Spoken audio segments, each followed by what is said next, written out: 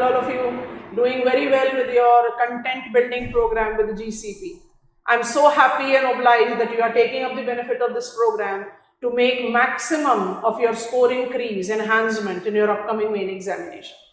I'm here with session 8 and this is about cultural geography. We know in paper 1 it is geography of language, geography of religion that is mentioned in the syllabus of perspectives and development of human geography, but it essentially associates itself with what we identify as cultural domain of geography, and accordingly we handle it. The question that I have selected is of geography of language. Of lately, we have started experiencing questions which are much to the microscopic heads of our syllabus, and that is where language has been given quite prominent purview. You must be aware of the fact that linguistic analysis is proving out the mass endangerment that is correlated with multiple languages. So we have to understand how to go about with the building up or formatting of the answer of this specific question. I have selected one question, let me go up there. In 2019 main examination, we encountered one of the very holistic kind of a question which gives us the reminder of how to go about with the language based question. So I just want to highlight it. Quotes unquote statement was given: a language originates at a particular place and diffuses to other location through the migration of its speakers. Examine this statement in context of language hotspots and endangered language hotspots. So if you see that the nature of this question is asking us to take into reference origin, that is heart of language, diffusion, that we identify that diffusion can be relocation or it can be expansion. Relocation is what is highlighted here because it is saying it is diffused with the people migrating, and then it is asking us with the two important things, which are the language hotspots and which are the endangered language hotspot. So there are three key elements that I find to this question. So how you have to frame up the answer? If you notice the frame of this particular answer, I very strongly emphasize that geography of language involves linguistic regionalization on the basis of linguistic families. Linguistic families justifies those, genesis point where we have what the deviations which is evolving. In more simpler terms, we as geographers take geography of language by demarcating linguistic regions, not possible with individual language but linguistic families. Linguistic families are the groups of the languages that have got their common genesis, and we geographers demarcate some 12 linguistic regions on the map of the world. Our linguistic regions are based on linguistic families like Indo-European, Sino-Tibetan, Japanese-Korean, Ural-Altaic, Dravidian, Afro-Asiatic, Austroasiatic, Malaya-Polynesian, because these are the names that justifies their specific locations on the map of the world, and our class notes depicts that out very well. But when I focus on this question, so I get on there, this question involves three important aspects which I told you: linguistic heart, with language hotspot, and endangered language hotspot. So you have to take into consideration the three key demands of the question to frame up the answer. So by default the answer must include the potential and mobilized way to recover, revive, restore endangered way forward. If we are talking about endangered linguistic hotspot, should I not conclude my answer by giving examiner something that has been the example of revival of language? This will be the frame. And now how we take up the answer. So we begin our answer of this particular question by referring what I have already said, that over the millennia some 7,000 human languages have evolved around the world. To define language, it's a systematic means of communicating ideas or feelings by use of vocal sound. Actually, vocalization is the most significant aspect of language.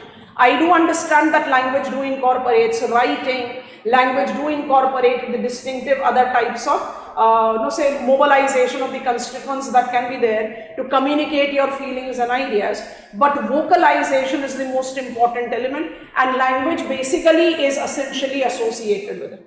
So on the broadest scale, languages belong to linguistic family. I've told you, collection of different languages on the basis of origin. Language families are divided into language groups, set of language with relatively recent common origin. I've quoted one example: Spanish, French, Italian, Romance language deriving from Latin. Diversities also exist within linguistic, individual language. Diversities also exist within individual language as standard language and dialects. So you are creating a sort of an introduction about linguistic families, sublingual groups, language, dialects to identify the diversity. 7,000 spoken languages with involvement of vocalization. Things definitely are challenging.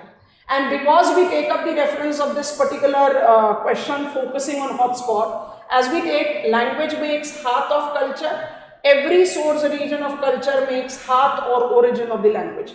If I take reference of Christianity culture heart, I associate it with Indo-European language. So I can justify that source area and thereby the diffusion that we can apply. And then begins my body of the answer. I have defined what is mentioned or what is meant by linguistic hotspot. So linguistic hotspot are the locations of diverse, significant, unique linguistic characteristics.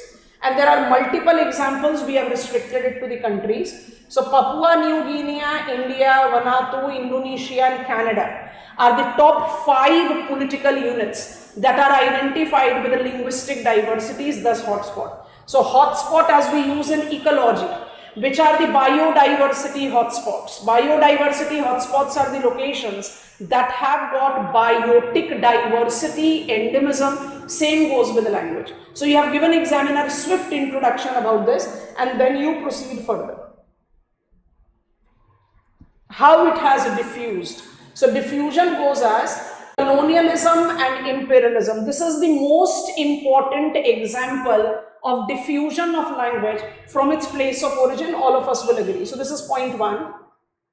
Then I will include the other 4 points and each one of them are important in the present perspective. So if you try to see them from the linguistic hotspots, apart from the colonial history or imperial history, the other factors that have facilitated diffusion of language includes trade and commerce, include migration, जिसको आप relocation diffusion बोलते हो, includes religion, spreading of Christianity led to spread of Indo-European language, and modern technology that includes academic exchanges, technological advancement and diffusion, because you have to create out the language that is in compatibility to the ever multiplying technological innovation.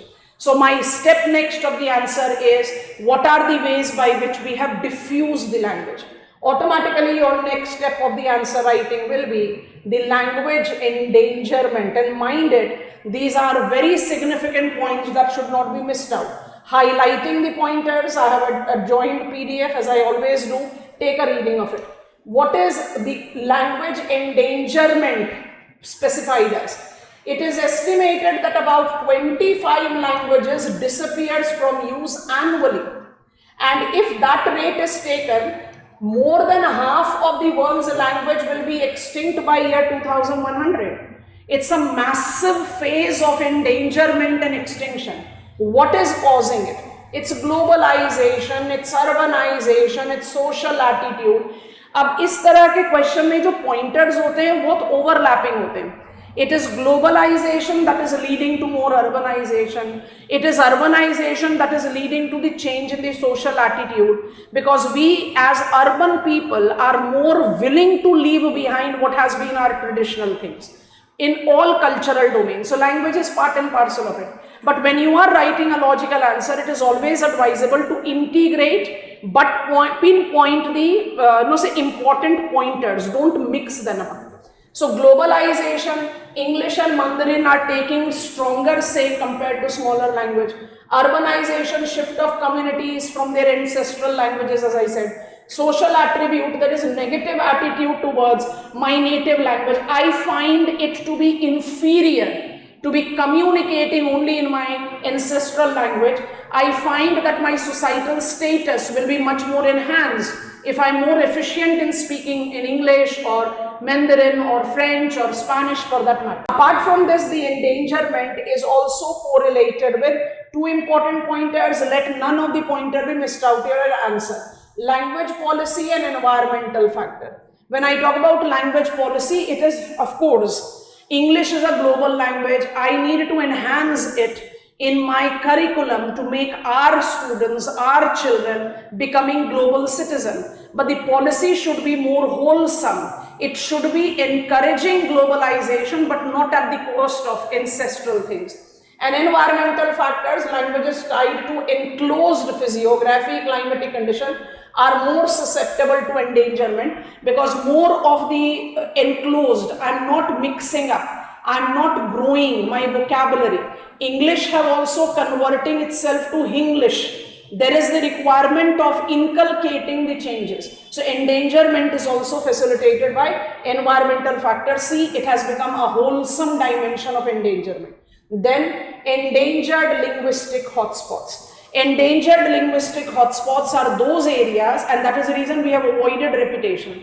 Linguistic hotspots are many, but we willingly selected 5 countries because endangered linguistic hotspots include regions as well as countries.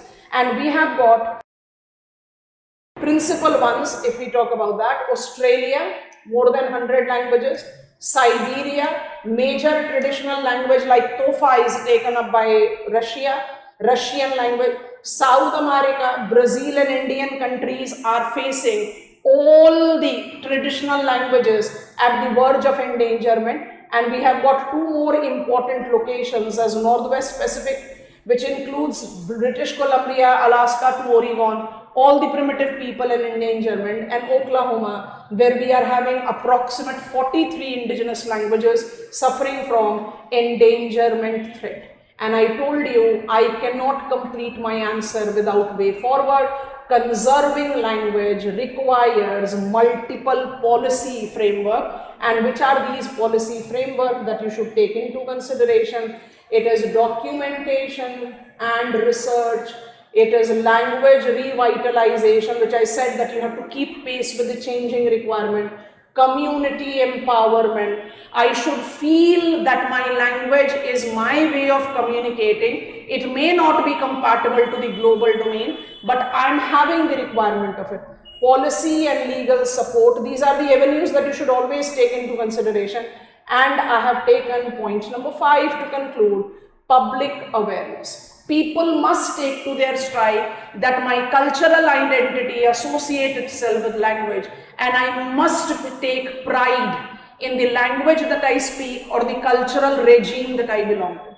And I have completed the answer on a very positive note. Implementing these measures, a successful revival has been made of Hawaiian and conversational Hebrew languages. So this is a successful way by which we can contain the endangered hotspot and enhance the linguistic hotspots of the world towards cultural diversification, because every time I encounter this term, I don't miss out saying anything that is diversified and decentralized will be sustainable.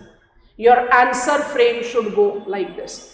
These are challenging topics when it comes on to content, and you should try to create out the content by integrating all the facts. अगर एक बहुत general सा question पूछते हैं, what are the linguistic diversity on the map of world, or which are the linguistic cultural region, then you go conventional, and that conventional is there in our class notes that we talk about 12 linguistic region. But इस question में आपको linguistic hotspot, diffusion, endangered hotspot के बारे में लिखना था, तो you have to take a different track altogether.